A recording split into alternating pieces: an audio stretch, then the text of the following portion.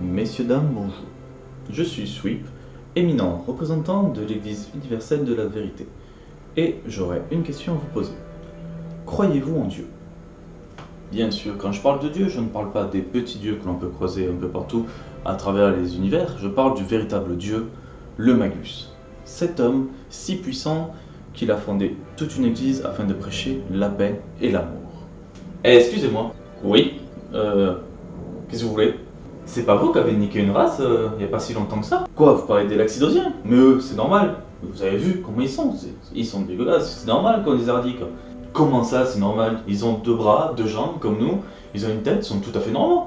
Non, c'est faux, parce que eux, ils ont des sabots, et ça, c'est pas normal. Oui, mais bon, si on est juste sur ça, vous avez les Judans chez vous. Les Judans, c'est quoi? Ils ont quatre bras, déjà ils ont quatre bras, et tout leur corps, c'est une tête géante. Donc, eux, ils n'arrivent pas de vivre par rapport aux autres. Je ne vous permets pas de critiquer la sainte parole du Magus. Hein, les Laxidosiens, c'est hérétique, un point c'est tout. Ok, d'accord, ok. Mais moi je parlais surtout des autres là, avec la peau verte. Quoi, les Zenmoberis? Ouais, c'est ça, ouais. La race de Gamora, eux aussi on les a fait éradiquer. Bon, oui, les Zenmoberis, ils sont humanoïdes, ils sont normaux, on les a éradiqués parce que bah, c'était dans la convention. Et au sein de l'église, quand t'arrives, il y a une convention qui dit t'as droit à une croisade par millénaire. Et là, voilà, sur ce millénaire-là, c'est tombé sur les Zenmoberis, on leur a niqué sa race. C'est la convention, on a le droit. Du coup, voilà. Pourquoi? Vous êtes intéressé par l'église? Ah non, non, vous êtes beaucoup trop extrême pour moi quand même. Allez Marcel, tu mets le petit chapeau? Ne vous inquiétez pas, ça va pas faire mal. Et du coup, vous disiez, gloire au dieu Magus. Et voilà, c'est exactement ce que je disais. Sur ce, on va commencer générique.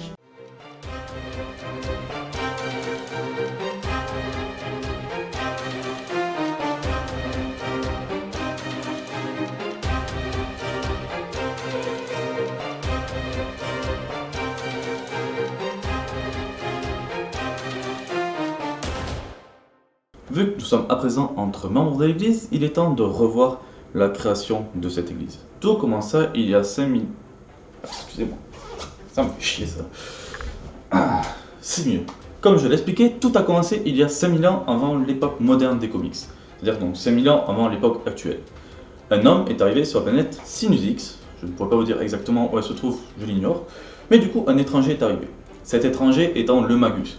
Et bon, il fait un peu peur le Magus, il a des traits un peu sombres avec une peau un peu violette, une coiffure bizarre, forcément les autochtones ils se sont dit, lui c'est un démon.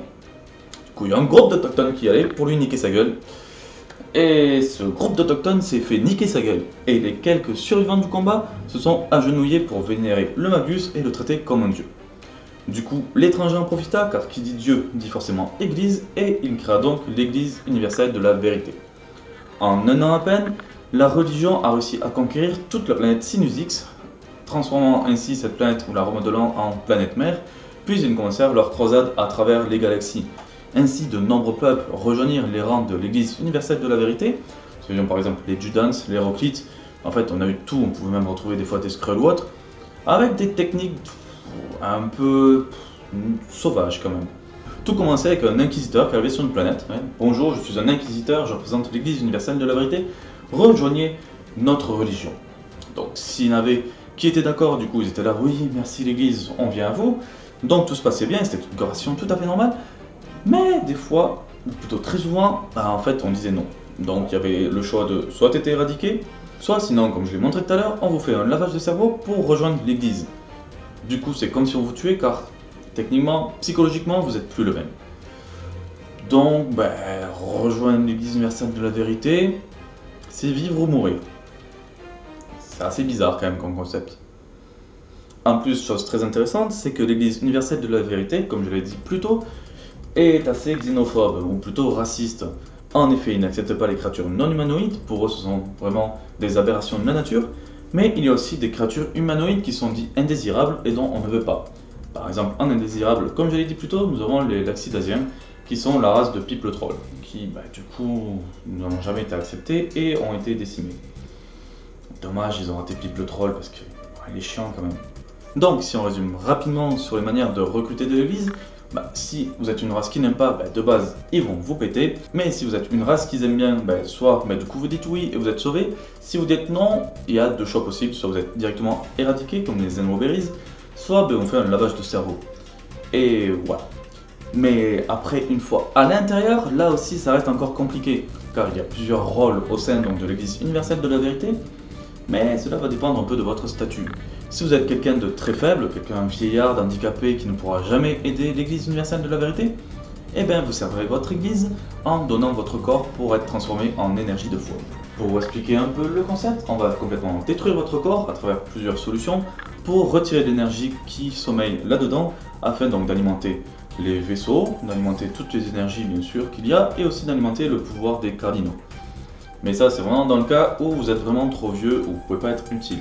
Sinon, si vous êtes plus ou moins normaux, vous pouvez soit servir en tant que petit médecin, ingénieur ou autre, comme dans une mini-société, mais vous pouvez aussi avoir des rôles beaucoup plus intéressants.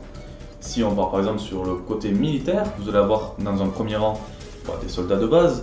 Juste au-dessus, qui viendra beaucoup plus intéressant, il y aura surtout les chevaliers noirs, qui seront un peu le corps d'élite, mais le mieux au niveau militaire, ça reste les cardinaux. Ils sont vraiment au sommet et eux peuvent justement manipuler l'énergie de foi pour faire tout ce qu'ils veulent. Après aussi, il y a d'autres choix. Vous avez par exemple les inquisiteurs qui seront là pour convertir d'autres planètes, ce qui peut être très intéressant. Les grands inquisiteurs qui eux dictent toutes les lois justement de l'église. Et à côté, vous avez aussi les juges qui sont là pour juger, savoir si vous êtes apte ou non et savoir ce que l'on fait de vous. Mais si vous avez un peu de chance, et surtout si vous êtes une femme, vous pouvez devenir la matriarche. Alors la matriarche, il s'agit directement de la personne qui est à la tête de l'église. Mais pour un peu comprendre justement le rôle de matriarche, nous allons à présent attaquer la hiérarchie. Au sommet, vraiment tout en haut, vraiment là, c'est Dieu, c'est le Magus. Il est prié, mais sur une bonne période, il a régné au niveau de l'église. Juste en dessous, on retrouvait du coup la matriarche. C'est elle qui, en l'absence de Dieu, va diriger toute l'église. Et pendant très longtemps, en fait, c'est justement la matriarche qui a donné tous les ordres. En dessous, après, on retrouve une mini-société.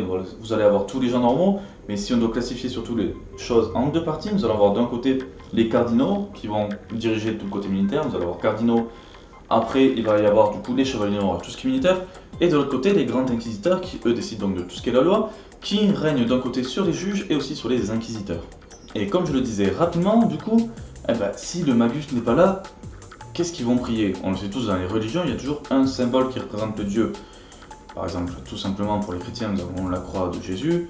Ils ont plein de symboles qui représentent les religions. Mais du coup, au niveau de l'Église universelle, qu'est-ce que c'est? Et bien tout simplement, ils ont une relique. Et la relique en question, il s'agit tout simplement du cocon du Magus, qui ressemble beaucoup au cocon d'Adam Warlock. Ce qui est logique, car en fait, c'est la même personne. Mais là, j'y reviendrai sur une prochaine vidéo. Mais pour expliquer rapidement, le Magus est en fait une version future qui a complètement pété les plombs de Adam Warlock, et voilà. Enfin, une version future qui est partie dans le passé, mais autre vidéo, vous aurez compris. Et du coup, dans l'église, il faut reconnaître qu'il y a deux mouvements assez différents. Nous avons comme premier mouvement le mouvement de base, où justement le Magus règne, c'est durant la période où le Magus justement affronte Adam Warlock, mais à la fin justement de cette période, le Magus disparaît et l'église aussi, et du coup voilà, on ne retrouve plus rien. Et à côté, nous avons le deuxième mouvement où du coup le Magus n'est pas là, et c'est la matriarche qui est en train de régner, et c'est à ce moment-là qu'on voit apparaître surtout par exemple plein de choses, l'énergie de foi ou les cardinaux. Car ces concepts n'étaient pas existants sur la période originelle. Donc à savoir si la deuxième église a été juste une évolution de la première église ou ce sont deux églises d'univers différents. Pour expliquer l'origine de la seconde église, elle est réapparue dans notre univers après qu'il y ait eu la brèche spatio-temporelle créée durant la guerre des rois. Mais du coup on n'a pas beaucoup d'informations sur cette église donc je ne pourrais pas vraiment vous expliquer. Mais voilà principalement tout ce qu'est l'église universelle de la vérité. C'est une église qui représente la plus grande religion de tout l'univers en fait. Elle représente tellement de peuples que elle représente des millions et des millions, même des milliards de croyants. C'est pas pour rien qu'elle est aussi puissante. Techniquement elle possède une armée qui pourrait ravager beaucoup de choses. Mais voilà, c'est une religion, ils prient surtout et on ne sait pas trop ce qu'ils font. Dans la première version, on sait qu'ils vont faire beaucoup de conquêtes, mais la deuxième version, ils arrivent directement, et à part avoir directement leurs vaisseaux et leurs armées, on ne sait pas trop ce qu'ils font. Mais du coup, si vous devez être recruté par l'église, si déjà ils arrivent sur votre planète, je vous conseille de dire oui, si vous tenez à votre vie. Alors, au moins en disant oui, et si vous devenez un soldat, vous pouvez toujours fuir à un moment lors d'une bataille. Ainsi, comme ça, vous garderez votre vie. Et derrière, du coup, de vous diriger vers l'armée ou autre. Mais si vous êtes trop vieux, du coup, vous serez transformé en énergie de foi. donc vous êtes dans la merde. Du coup, voilà tout ce que je peux dire sur l'Église universelle de la vérité. Si vous voulez découvrir la partie originelle de l'Église universelle de la vérité, je vous conseille de lire le combat entre Adam Warlock et le Magus, ou tout simplement tout le récit donc de Warlock, première partie de la collection Hachette de référence. Sinon, pour découvrir le côté plus moderne et donc de leur retour, je vous conseille de lire donc les Gardiens de la Galaxie Héritage, puis de vous tourner vers Realm of Kings et War of Kings. Voilà tout ce que je peux dire sur l'Église universelle de la vérité. Il y a aussi un autre récit que vous pouvez lire, il s'agit d'Annihilator. Mais en fait, dans ce récit, l'église a complètement été détruite et c'est une petite secte qui est à la base liée à l'église qui décide d'aller sur Terre pour essayer de ramener le Magus. Voilà, c'était un petit hors-sujet rapide. Donc voilà, j'espère que cette vidéo vous aura plu. J'espère que je n'aurai pas trop bougé les mains car visiblement ça en choque beaucoup. Je suis désolé. Comme dirait le coin comics, je suis sudiste, donc si je parle pas avec mes mains, c'est que je ne parle pas du tout. Mais voilà, n'hésitez pas à mettre un pouce bleu ou un pouce rouge sur cette vidéo pour me dire si c'est bien ou non. Vous pouvez toujours me laisser un commentaire pour me dire s'il y a quelque chose qui va ou non. Vous pouvez aussi donc me retrouver sur les réseaux sociaux avec d'un côté Facebook et de l'autre côté Twitter. N'hésitez pas d'ailleurs à partager cette vidéo et vous pouvez toujours aussi me suivre sur la chaîne en vous abonnant. Sur ce, ciao tout le monde et à la prochaine.